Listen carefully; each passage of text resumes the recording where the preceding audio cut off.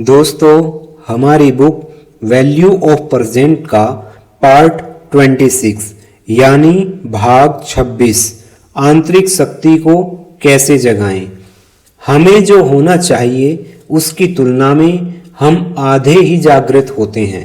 हम अपनी शारीरिक और मानसिक शक्ति का बहुत थोड़ा ही इस्तेमाल करते हैं। आमतौर पर अगर कहा जाए, मनुष्य अपनी संभावनाओं, इच्छाओं को बहुत कम दिखा पाता है। हर इंसान के पास ऐसी बहुत सी शक्तियां विद्यमान होती हैं जिनका उपयोग इंसान जीवन भर कर ही नहीं पाता है। आप में और मुझ में इस तरह की शक्तियां समाहित होती हैं। इसलिए इस बात की चिंता करके समय बर्बाद नहीं करना चाहिए कि हम दूसरे लोगों की तरह नहीं हैं। आपको तो बल्कि सोचना चाहिए आप इस संसार में एकदम अलग हैं। दुनिया शुरू होने से लेकर आज तक न तो कोई पहले आप जैसा हुआ है, न आने वाले भविष्य में बिल्कुल आपकी तरह होगा। जेनेटिक्स का विज्ञान कहता है आप जो हैं वो आपके पिता के 24 क्रोमोसोम्स यानी गुणसूत्र और आपकी माता के 24 क्रोमोसोम्स की देन है। इन 48 क्रोमोसोम्स गुणसूत्रों में वह चीज शामिल है जो आपकी विरासत निर्धारित करती है। एमरेन सेनफेल्ड कहते हैं कि क्रोमोसोम्स में दर्जनों से लेकर सैकड़ों जीन्स हो सकते हैं और कई बार तो केवल एक जीन्स इंसान के पूरे जीवन को बदलने की क्षमता रखता है। आप जीवन में यह बात जरूर जान लें और विश्वास कर लें कि आप सबसे अलग हैं और इस बात पर खुशी भी जाहिर करें। प्रकृति ने जो कुछ आपको दिया है उसका ज्यादा से ज्यादा लाभ उठाएं।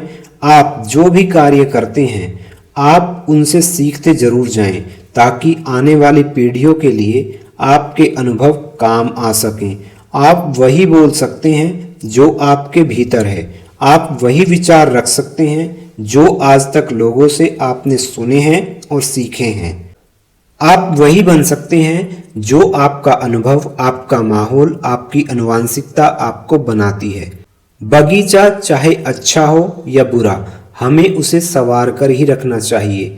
चाहे परिस्थितियां कैसी भी चल रही हों, आपके पक्ष में हो या आपके विपक्ष में हो, आपको जीवन अच्छे से ही जीना चाहिए। मतलब वाद्य यंत्र जो एक संगीत में यूज होता है, अगर आपके पास है तो आपको अच्छा बजाना आता हो या बुरा बजाना आता हो, आपको उसे बजाना जरूर चाहिए। सेल्फ रिलायंस में लिखा था, हर एक इंसान की शिक्षा में ऐसा समय आता है जब वह इस निष्कर्ष पर पहुंच जाता है कि ईर्ष्या दरअसल अज्ञान है, नकल करना एक आत्महत्या है। अच्छा हो या बुरा, जीवन में आपको उसे स्वीकार कर लेना चाहिए। हमारे पूर्व के पाप के बिना कोई हमारा बुरा नहीं कर सकता। हालांकि यह विराट सृष्टि अच्छाई से भरी पड़ी है, परंतु पोषक मक्के का भुट्टा उस इंसान को तभी मिल सकता है जब इंसान खेत में जाकर मेहनत करे। जो उसे जोतने के लिए दिया गया है उसमें जाकर मेहनत की जाए। इंसान जब जन्म लेता है तभी उसके अंदर उसकी आंतरिक शक्ति डाल दी जाती है। वह शक्ति प्रकृति में बिल्कुल नई है।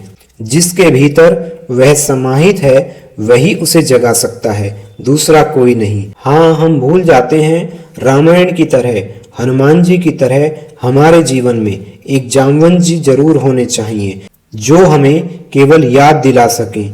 वह भी केवल हमें याद ही दिला सकते हैं, परंतु कोशिश तो हमें स्वयं अपने आप करनी होगी।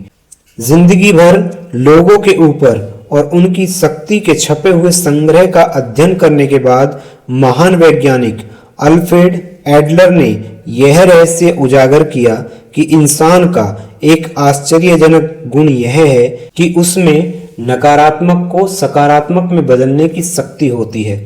सकारात्मकता एक अच्छी भावना है जिसे हम अपने जीवन में अपनाकर अपने आप को संवार सकते हैं, परंतु सबसे अच्छी चीज सबसे कठिन भी होती है।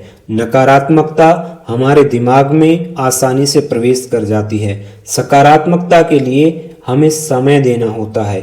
मैं खुद सफल व्यक्तियों के जीवन का जितना अधिक अध्ययन करता हूँ जितना उनके बारे में पढ़ता हूँ मुझे उतना ही अधिक विश्वास होता है कि उनमें अधिकांश इसलिए सफल हुए हैं क्योंकि उनकी राह में ऐसी अधिकांश बाधाएं थीं जिन्होंने उन्हें ज़्यादा से ज़्यादा मेहनत, महान प्रयास और महान पुरस्कार हासिल करने के लिए प्रेरित किया।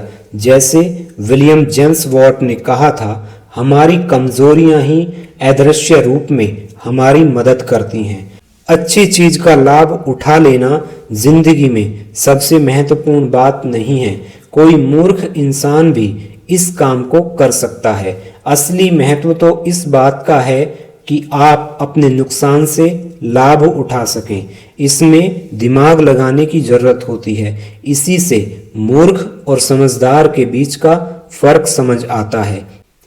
एक बार जब विश्व प्रसिद्ध वायलिन वादक ओलबुल पेरिस में कार्यक्रम कर रहे थे, तब अचानक उनके वायलिन का एक तार टूट गया, परंतु ओलबुल ने धुन को 3 तारों पर ही पूरा करके दिखा दिया। ऐसा ही जीवन में होता है। आपका एक तार अगर टूट भी जाए तो 3 तार बाकी हैं। उन पर मेहनत करके अच्छे से जीवन जियो।